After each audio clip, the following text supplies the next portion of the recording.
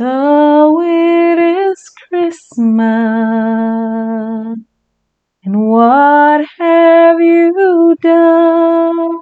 So it is that time of year again when those of us who are most fortunate will have some of the biggest, most glorious dinners of the year with different meats and gungu rice and peas and ham and sorrel and Christmas cake, just to name a few of the things that you may be eating this season.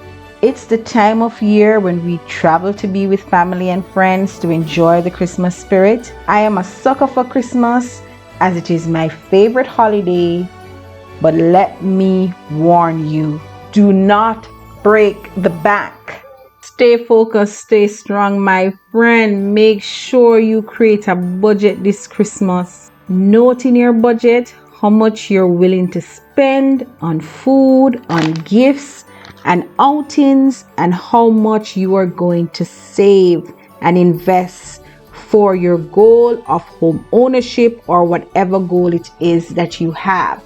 Now, if it is $10,000 that you're budgeting for gifts, then it should be 10,000. If it is 20,000 you're budgeting for going out and having fun, it should be 20,000. Once you have exhausted the amount of money, meaning it done, the money that you put down for this activity is done, you need to stop spending. You have to know when it's time to stop. Christmas is a season that you easily can go overboard. I mean, I've been there in the past where I get paid and I don't know where my salary evaporate to for Christmas. I have to say it evaporate because when I look around me, there's nothing that I can really say that, oh my God, where did all the money I have go? You have to ensure that you stick to that budget. So don't just make your budget. Please stick to it. Go back, check on it. And you know what? A safe way to do this is get 3 envelopes. Get an envelope for gifts and you put in that envelope however amount of money that you're assigning for gifts. So if it's 10 grand, it's 10 grand. Get another envelope for food, for Christmas dinner. Another envelope for sporting. You see, once you open those envelopes and the money is finished, do not go to the ATM machine and withdraw any money and put into those envelopes. Do not swipe your card. It is done. You have to have self-control this Christmas. Remember, this season it is okay to say no. The power of no sets you free. So if you have no more money to spend on sporting and your family member, your friend is pushing you to go out, use your power of no. It is very liberating. Say something like this: unfortunately, I would love to come, but it's just not in my budget right now. They might tell you, you only live once, YOLO. Enjoy your money, enjoy yourself. You're too stingy, you're too mean. But don't let that distract you. Remember, your greater purpose is to achieve your bigger goals, your bigger dreams. So ignore these distractions and keep your eye on the prize. Instead of going over budget, find interesting things you can do at home with your family and loved ones for free. How about just chilling and watching a great movie on Netflix, or playing a board game like Ludi or Monopoly or cards or dominoes? Doing something like that is fun. Or you could just go and take a walk to the park, etc. Either way, try and figure out interesting ways that you can keep yourself and family and loved ones entertained for a reduced cost or for no money at all. You can also save money this Christmas by having a potluck. So instead of one person taking on the burden of feeding the whole family, visitors, friends, you can have a potluck where everyone brings a meal. So if somebody is good at baking, they could bring the Christmas cake, Or you could say, okay, you bring the sorrel this year, you bring, a couple jugs of juice, you bring the baked chicken, somebody else bring the fish. People who and you trust and you're confident in their cooking skills.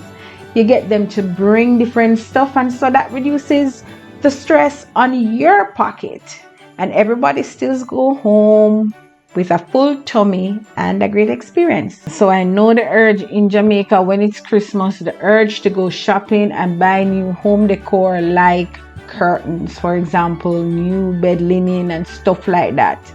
This year, if you want to do it on a budget, ensure you take care of the ones that you have. Wash them, put them up, press them if you have to, put them up nicely so that you don't have to go and re-spend to put up your special, curtains or linens for the year. What I do, I have one set of curtains and sheets that I only put up for Christmas. So I have a sheet that has, Christmas trees and stuff like that.